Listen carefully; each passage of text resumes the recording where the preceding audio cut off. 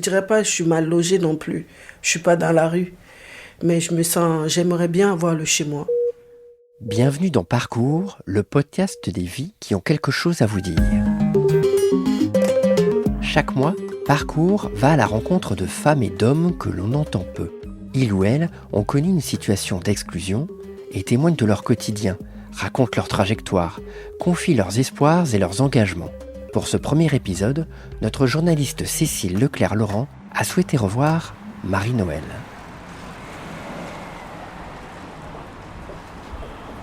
Bonjour Marie-Noël. Bonjour. Ça va? Oui, ça va. Vous allez bien? Oui et vous? Ça va. C'est par ici. Je m'appelle Marie-Noël. Je viens du Cameroun. J'ai 41 ans. Nous sommes au premier étage. Depuis quand alors? Depuis la semaine passée, je crois. C'est la semaine passée. Je suis en France depuis 2015 et j'ai 4 enfants. Les 2 derniers sont nés en France et les 2 premiers sont nés au Cameroun. Donc ils m'ont rejoint plus tard. La première, elle a 11 ans, la deuxième, elle a 9 ans, le troisième, il a 6 ans et la petite dernière, elle a 1 an.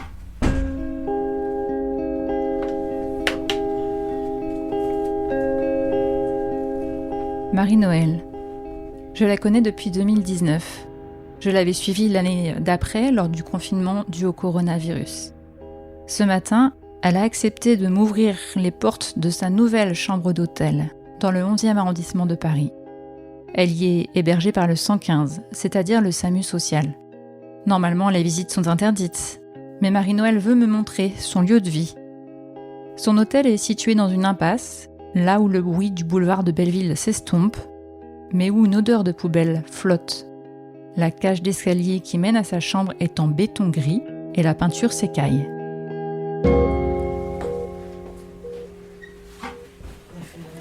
Où est-ce qu'on est là alors?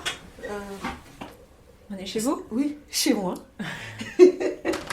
Chez moi, mon petit duplex.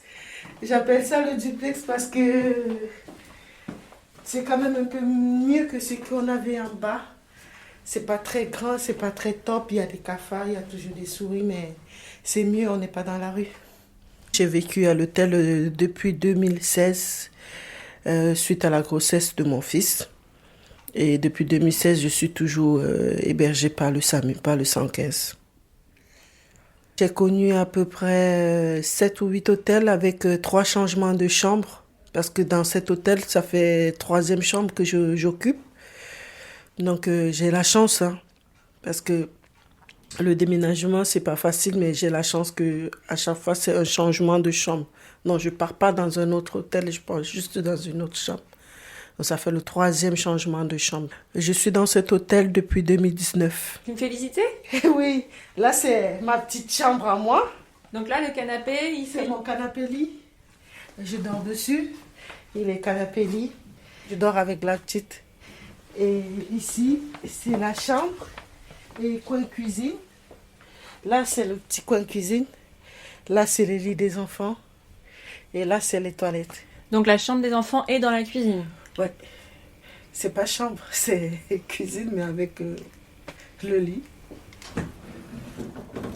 Donc là, qu'est-ce que tu fais? Je plie le canapé. Et je peux se plier. Sur le plan psychologique, les enfants, ils sont affectés parce que ils aimeraient bien avoir un petit coin à eux. Même si c'est pas une chambre à eux, mais au moins c'est une intimité pour eux, qui peuvent se fermer la chambre, s'habiller confortablement. Mais à l'hôtel, on n'a pas ça. Parce que déjà la cuisine, elle est dans la chambre. Donc si on est en train de manger et qu'un enfant veut prendre un truc, c'est pas facile. Même pour moi, même pour les enfants. On a le petit garçon il se cache, il veut s'habiller, il veut pas qu'on le regarde et tout ça. Donc c'est un peu dur.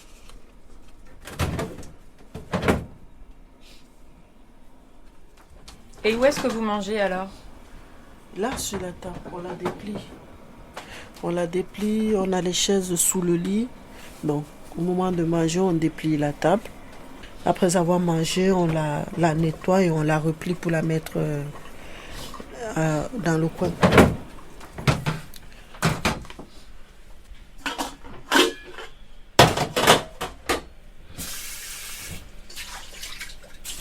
Je dirais pas que je suis mal logée non plus.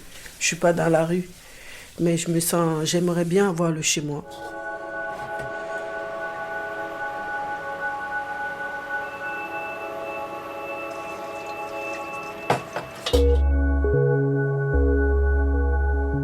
Si je travaille, je sors le matin, c'est pour montrer un exemple à mes enfants.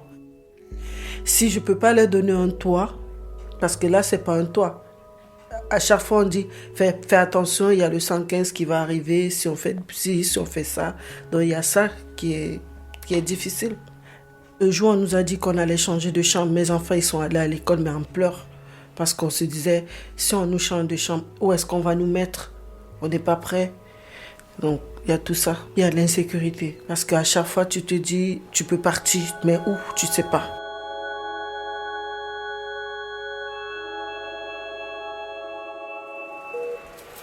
Là, je vais faire une petite sauce avec du poulet que j'ai fait bouillir. J'ai fait bouillir il y a 2 jours. J'ai mis le reste au congélateur.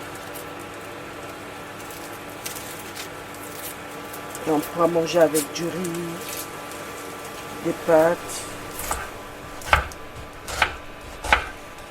Les enfants se plaignent des odeurs, mais on n'a pas le choix.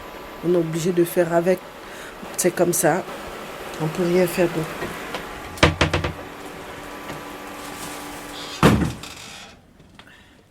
En fait, quand on nous donne une maison, on ne tient pas compte, on ne vérifie pas.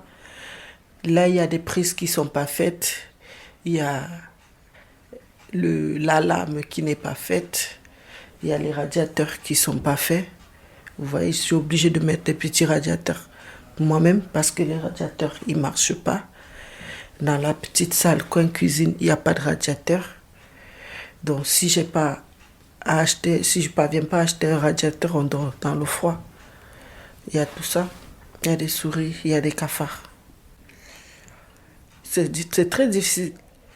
On essaye de faire l'effort nous-mêmes déjà, parce que moi j'ai fait l'effort de le mettre propre. Mais si tu mets propre et qu'il y a toujours des cafards qui reviennent et tout, mais on essaye quand même. Quels sont tes rêves alors pour l'avenir? Là, pour l'instant, je ne vais pas dire que j'ai un rêve. Parce que les rêves ont été tout... on était à Lourdes. On a eu le secours catholique qui nous a envoyés à Lourdes. Et je vous dis, mon fils de 6 ans, il n'a pas arrêté de me dire, maman, j'ai prié pour qu'on rentre à Paris, on trouve qu'on a eu une maison. Et là, j'ai pleuré. Même jusqu'à présent, ça me fait mal. Parce que pour lui, son rêve, son souhait, c'était qu'il revienne à Paris et qu'il trouve un logement. Mais on n'a pas eu. Et jusqu'à présent, on ne l'a toujours pas.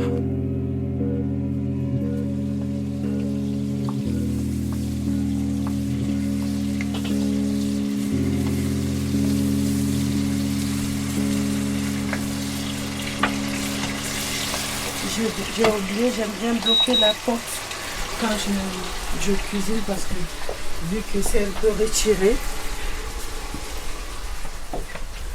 comme on est loin derrière, je bloque toujours la porte parce qu'on ne sait jamais. Le plus dur, c'est l'attente et l'abandon parce que tu te dis que tu es abandonné. Parce qu'il n'y a aucune démarche vraiment qui est mise en place. Tu as une assistante sociale, mais que tu peux voir une fois l'année. Donc, qui va t'aider dans tes démarches? Si tu n'as pas d'assistante sociale, si tu n'as pas quelqu'un qui te suit réellement. Je ne comprends pas. Je travaille, j'ai les papiers et je travaille. Donc, je ne comprends pas pourquoi les choses n'avancent pas. Pourquoi on n'a pas un bon suivi pour dire, bon, elle a évolué, elle a eu les papiers, maintenant elle travaille, on l'accompagne pour sa sortie d'hôtel. Il n'y a pas de suivi. Parce que si depuis 2018, j'ai un titre de séjour et que jusqu'en 2023, je suis au même endroit, ça veut dire que je suis abandonnée.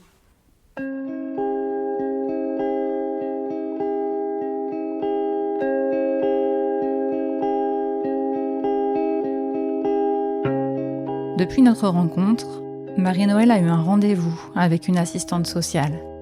Elle attend toujours une réponse pour son logement. Elle a donc décidé de prendre des cours de conduite pour passer son permis, dans le cas où l'appartement serait situé à l'autre bout de l'Île-de-France.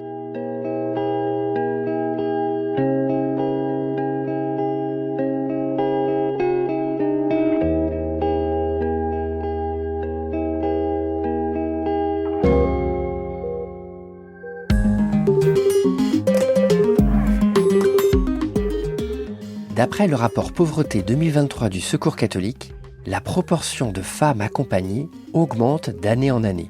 Oui, on peut le dire, les femmes sont les premières victimes de la pauvreté en France.